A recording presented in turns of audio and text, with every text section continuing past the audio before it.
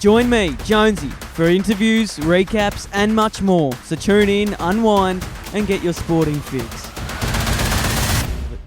Hello everybody, thank you for hopping on and listening to the Sporting Fix. It's the 24th episode, this one, and there's a lot to talk about. We'll be wrapping up the round 16 that's just come by. We'll be doing the ladder summary, the extensions that we've seen throughout the week, and Andrew Dillon's recent comments about the AFL umpiring, which literally was just released about an hour ago, and I'll be sharing my thoughts on that today. Let's get straight into it, because there is a lot to unpack. It started off Friday night, Lions and the D's. It was 11 goals, 86 the Lions got, and they defeated the D's by 5 points, as the D's scored 11 goals, 15. It was a big night for the Lions because they had the return of Will Ashcroft after an ACL. It was quite a traumatic time for the bloke last year when he obviously did his knee. It's obviously no one wants that to happen to someone at such a young age. It was quite unlucky for the kid. So his return was massive. I thought Dunkley was really good. He had 32 touches, and it was funny because at halftime, Chris Fagan put his name up on the board along with a couple others saying lift, and they certainly did that. He got 6 stoppage clearances, which is really important. I highlighted that here on the page because it was extremely important at the time. Winning the ball out of the centre is massive, but stoppage clearances anywhere on the ground is so crucial. And he got 6 of them by himself, which is not seen too often in a game of football. I just thought that was really impressive, the fact that he stood up with a couple of others to get the Lions over the line. The Lions, I thought this game was really well structured by Chris Fagan and the coaching staff. I thought, they had a real methodical plan, and everyone, by the looks of things, seemed as if they were all on the same page. The Big O knew exactly what to do to eliminate Gawn. Gawn, his intercept capability is so remarkable, and for the Lions to just eliminate that by the use of Oscar McInerney, what he did was he went all the way back to the goal square. He stayed really deep with Max Gawn, and what it allowed was the Danahers and the Hipwoods and the Charlie Camerons to get on top of the forward line and to find the footy and kick goals, because Gawn, a lot of teams when they verse Melbourne, Gawn is a real issue down in the forward line for the opposition teams because he cuts the ball off. He's such a big figure. But the Big O kept him to only 2 marks, which is unheard of. I mean, Gawn averages 5 anyway, so to only get 2 marks for a big ruckman, it was a good win by the Lions. And it was a lucky win. They came back in the end. Hugh McCluggage kicked that goal, really good goal, and got them over the line. On a D's point of view, Oliver was good. He bounced back after a poor game against North Melbourne. He was tagged by Will Phillips, and he's had a little bit of up and down sort of a season. Obviously, he missed pre-season, which shows how much of an importance pre-season is to teams and to players, and Oliver was one of them. He missed pre-season, and he's had a bit of an up and down season. Jeez, Pickett was good, wasn't he? Carried the forward line, kicked 5 goals, absolutely crucial to the D's almost victory. So there's positive signs on the front for Melbourne. Their ball movement was better. They weren't as slow. Melbourne are known to be quite the boring team. They slow it down, they go down the line, but they were taking the corridor option a few times, which was good to see. I was surprised by the way they moved the ball. I thought Simon Goodwin was happy afterwards in the press conference, but they now find themselves 12th on the ladder, so they've jumped down 2 places. So it can be a bit of an issue. They've hit a little bit of a slump, and you've got teams around them like the Hawks, who are doing really well at 13th, the Dogs, who I'll get into, they're 9th on the ladder, and the Suns, who don't lose at home, are on 11th. So there's a bit to get up to for the Ds. They've got to lock in and make sure they do start winning games come later the season, which is really important. This season's gone so quickly, hasn't it? Round 17 already.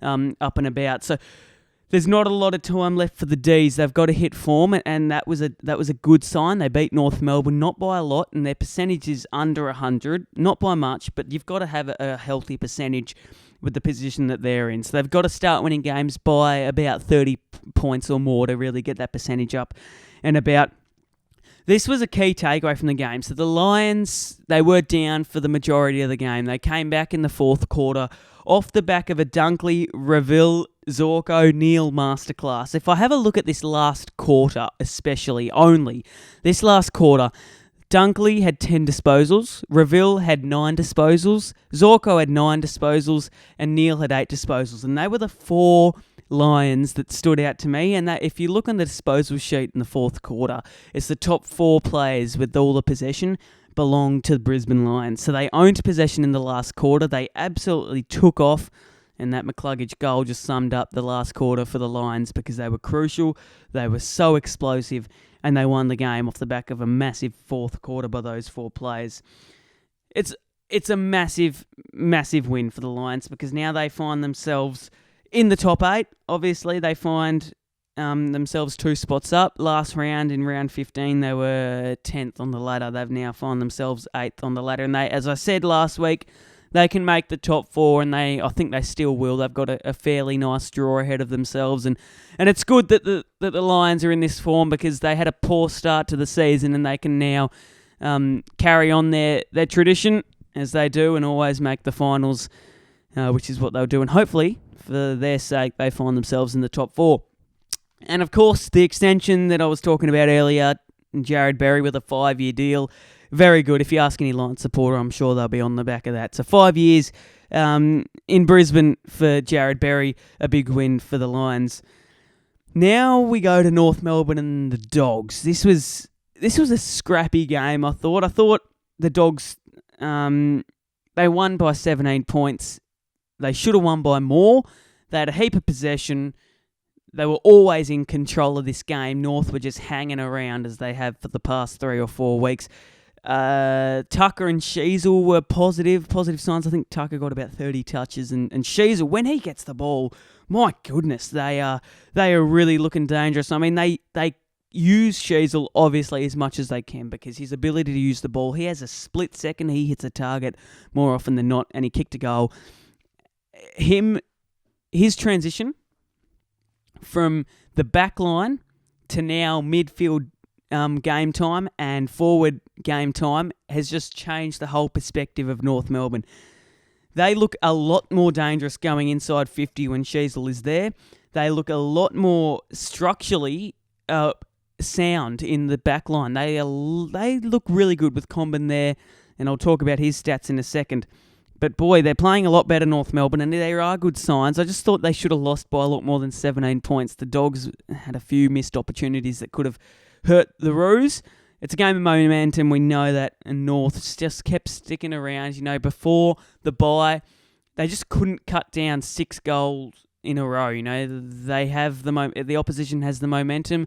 They kick a goal, they kick 2, they kick 3, and they end up kicking 8 in a row because North couldn't stem the tide. Now they do. Now they get a goal and they bring the momentum back in their favour, which is really good to see. We want all the teams to be competitive. North Melbourne are last on the ladder, but they are playing a lot better than that. What was an issue that North had on the flip side was they let Bont run free. Will Phillips was on Adam Treloar, and what it allowed, no matter where Will Phillips went, if he went to the Bont, it would have allowed McRae, it would have allowed Treloar to take off. But they've got to be really wary with a tagger like Will Phillips because he was on Treloar, and it just allowed Bont to run free, had 35 touches, almost kicked 3 goals, had 20 contested possessions. He won the game for the Dogs.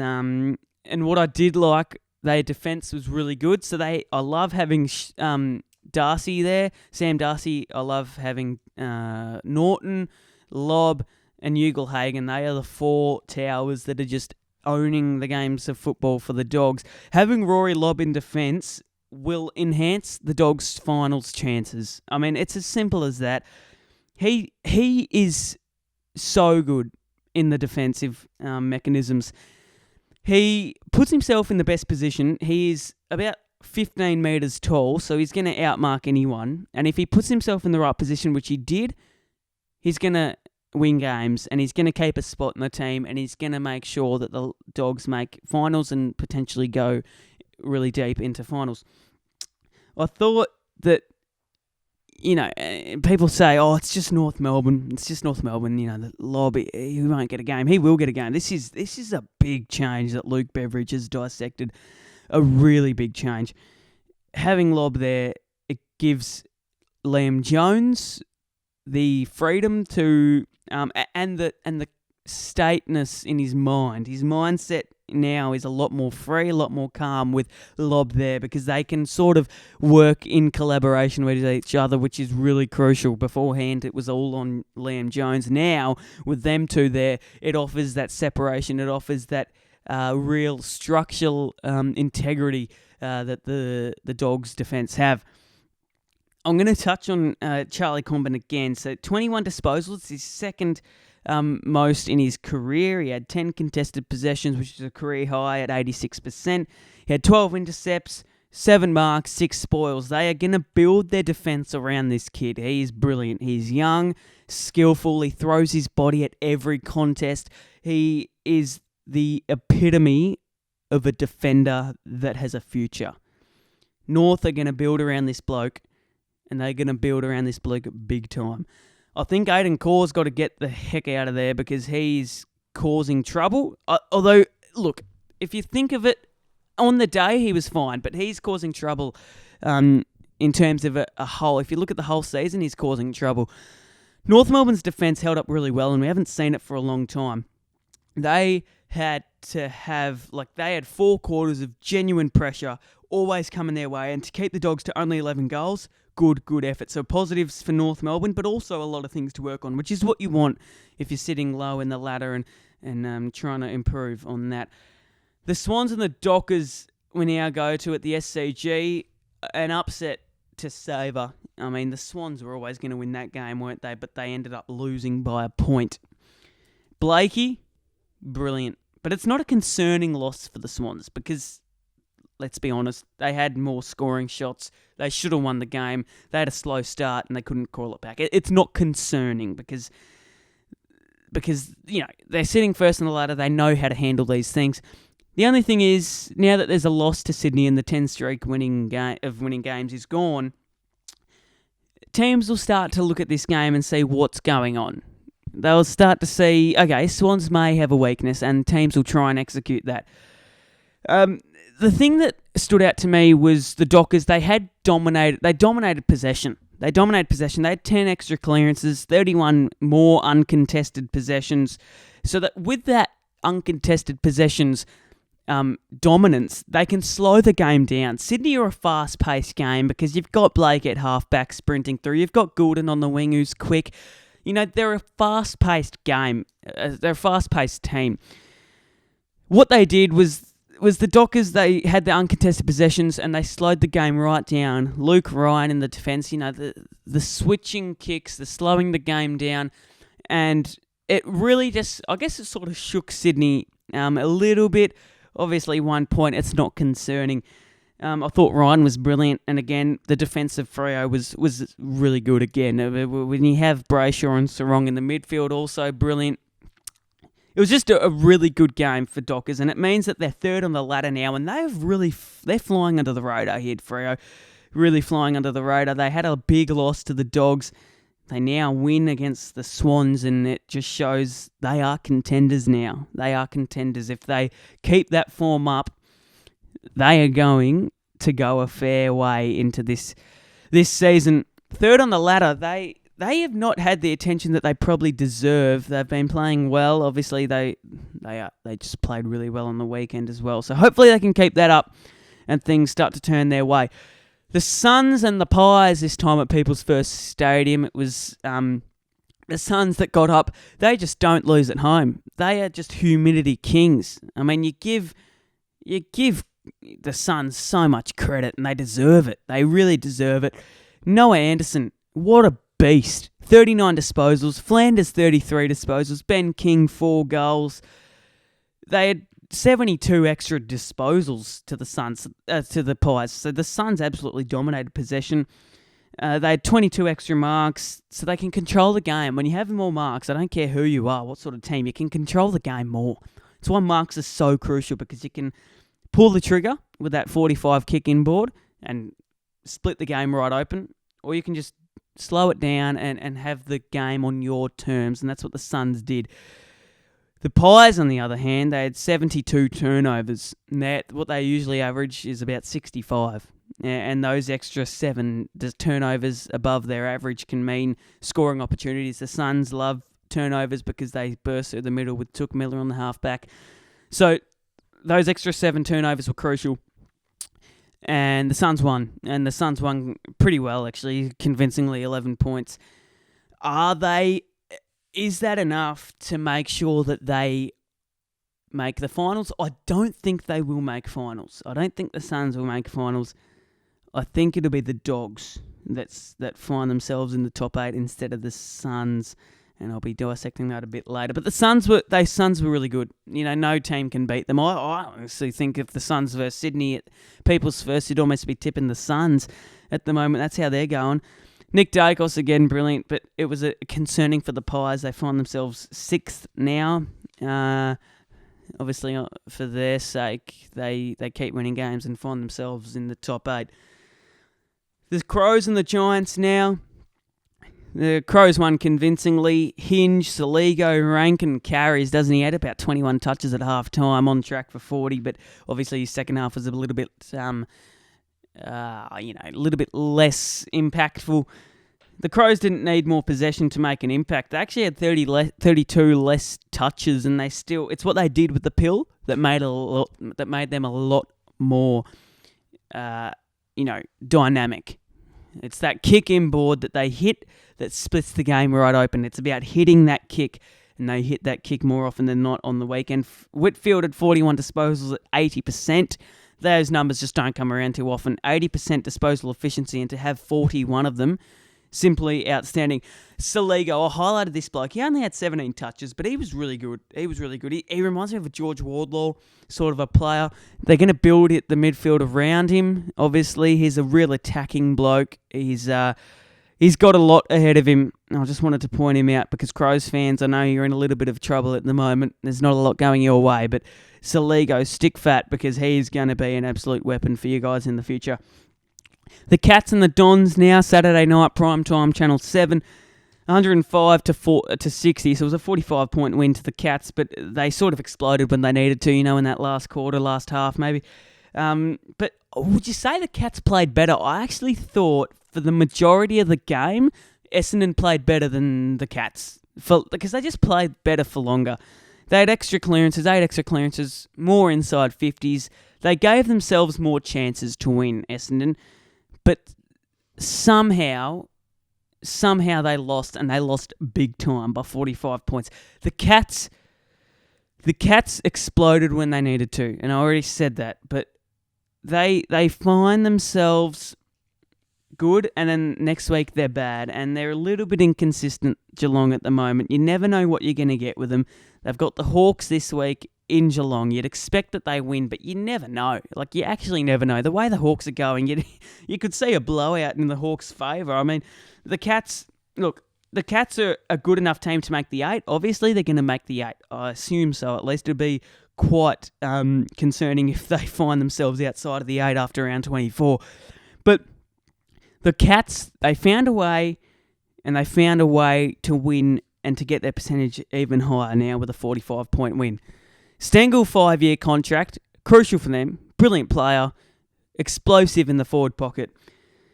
But you can't analyse this game without focusing and drawing your attention to the umpires. And I hate blaming the umpires because it's their job. It's their job, they have a tough job.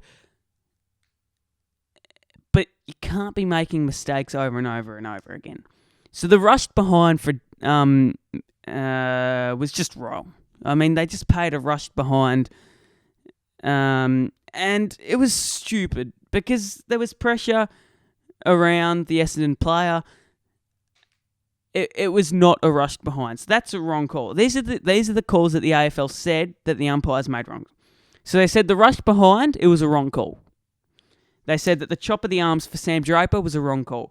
However, they said the non-holding the ball decision for Tom Stewart was correct. I'm sorry, that's holding the ball every day of the week. And every time that the AFL comes out and says this is right, this is wrong, it just draws more and more conflict, more and more,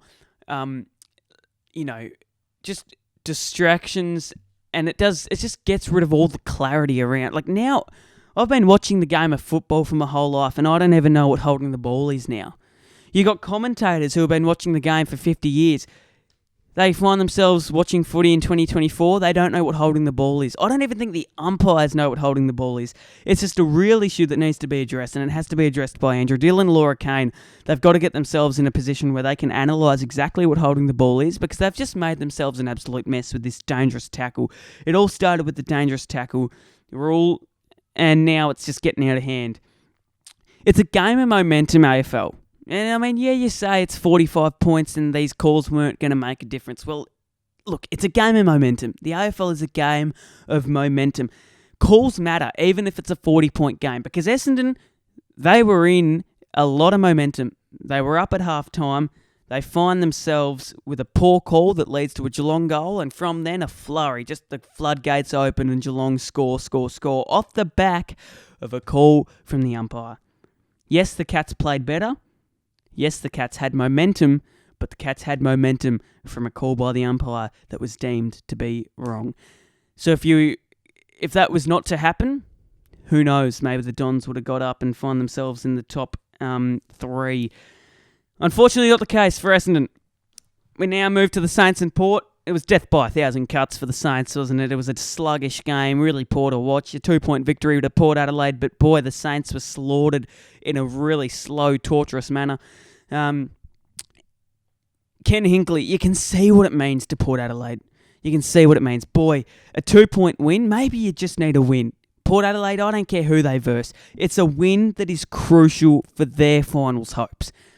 They've been getting a lot of anger and a lot of scrutiny, but now with a 2-point win over the Saints, it means they're 7th on the ladder. They've moved up a bit because they were 8th last week. And that win, that 4 points, is so crucial. I don't care how much you win by. And you can see what it meant to Ken Hinkley. Him after the game was so emotional. And it's not a thing you see too often from Ken, but a win to the Port Adelaide Football Club is crucial. They've got their arch rivals, the Crows, on the weekend. Boy, what a game that'll be. We now move to the Richmond and the Blues game. Cripps, Walsh, my goodness, what a midfield they have. De Koning, I mean, you go who always De Koning, Cripps, Walsh, Wiedering, like what, Mackay, Curnow, what a team they have. What a team they have. And the Richmond, they played really good footy. They showed bravery, they showed courage, they showed what they're capable of, but they didn't show it for long enough. And they played a good brand of football for a half, and then they just fizzled away. But it wasn't them that fizzled away. It was Carlton that put the pressure down.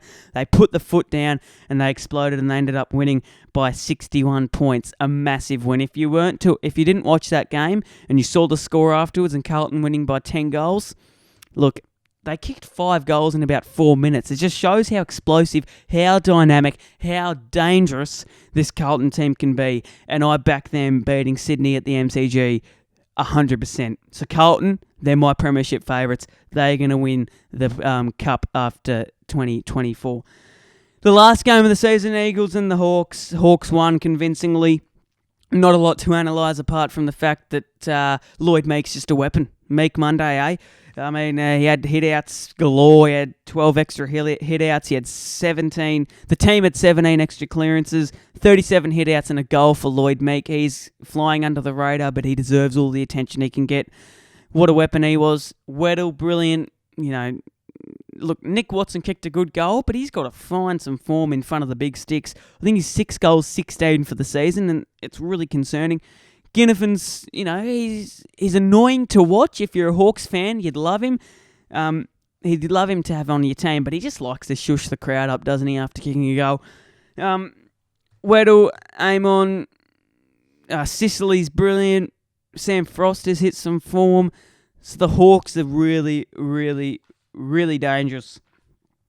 Now, if we look at the ladder from round 15 to round 16 to now round 17, So the Swans and the Blues have obviously maintained their positions first and second. The Freo Dockers went up 2 after a massive win against the Swans.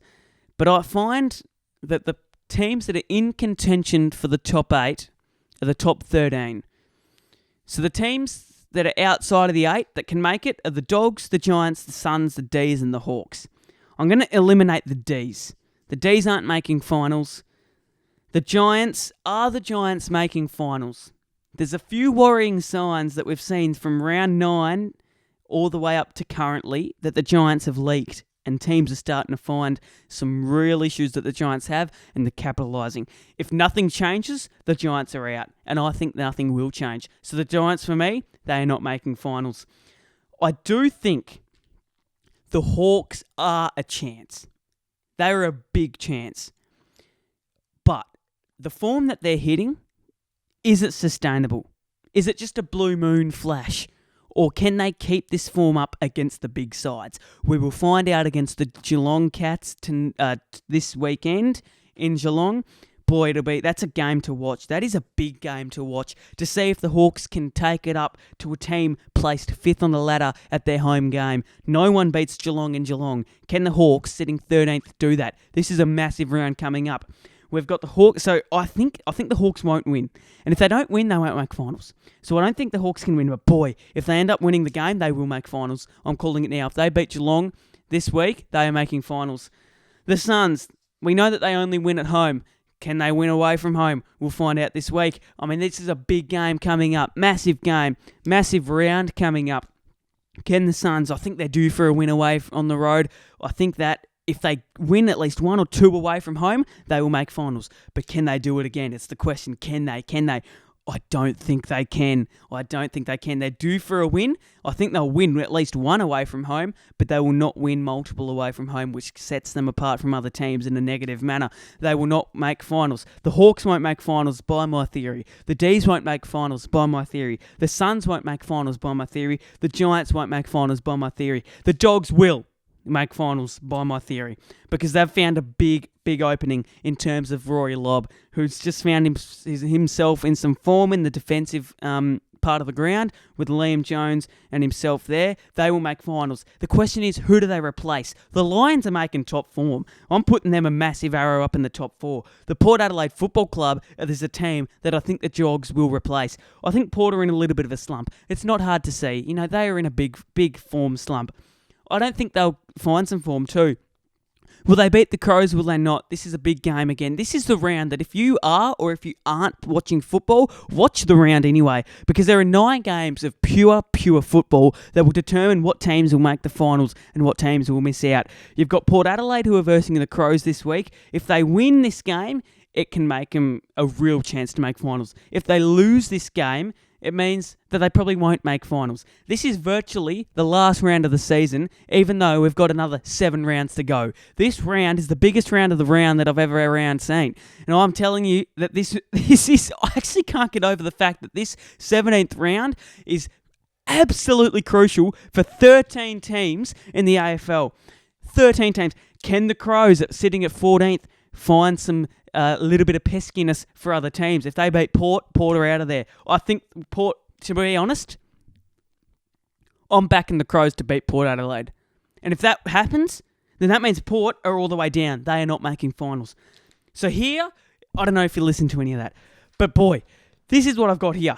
At the end of round 24, I've got the Swans, I've got the Blues, I've got Freo, I've got Essendon, I've got the Cats, I've got the Pies, I've got the Dogs and the Lions making finals. So currently, Port, who are in the 8, they will not make the 8 at the end of the year. And every team, who are a chance that are sitting outside of the 8 will stay outside of the 8. Hawks won't, D's won't make the 8, Suns won't make the 8, GWS won't make the 8. The Dogs will. I think the Dogs will. And I hope they back me up this weekend. What a round of football we've seen. What a round of football we have coming up. And before I wrap this episode up, I just want to focus on Andrew Dillon's comments that he made throughout the week, saying that the umpiring is as good as it's ever been. Well, I'm sorry, Andrew Dillon, but you were completely out of the wrong. How come after every round, after round 0 all the way to round 17, virtually almost 100% of the time, there is controversy associating an umpire and an umpire's decision? I do not think that that the umpiring state in the AFL is as good as it has ever been. I think that the rules that he's made and the rules that Laura Kane's made and everyone a part of the AFL has made the umpires completely hated against. If you get rid of the dangerous tackle rule and if you get rid of this deliberate out of bounds, I mean, pretty much every kick, it's last touch now. If you kick it out of bounds, it is last touch. Get rid of that. Get rid of the deliberate out of bounds. Get rid of the dangerous tackle. Get rid of the holding the ball, because the dangerous tackle is linking the holding the ball decisions. Holding the ball in 2019 before, absolutely dead, black and white, holding the ball or not holding the ball. Now, after watching football for my whole life, and you could ask any AFL supporter, they don't ever know what holding the ball is. The umpires don't ever know what holding the ball is. So Andrew Dillon has pretty much bought this umpiring issue, on himself, and now he's saying that it is as good as it's ever been. That is very, very comedic stuff from the CEO, which is meant to be serious, and I think every AFL supporter on the planet knows that that is one of the most out-of-pocket, worst comments you'll ever see in the world of AFL. At the end, remember guys, remember to tell, I'm going to leave a little note for you guys. Leave a review, 5 stars. I've got a question underneath this episode. Leave a comment, a little paragraph. It can be funny, it can be humorous, it can be serious. About your team. If you go for the Dogs, leave a comment about how you think the Dogs are going, and whatever team you go for, and I will read that out next episode. Thank you, everybody. Have a good time. I'll see you next time.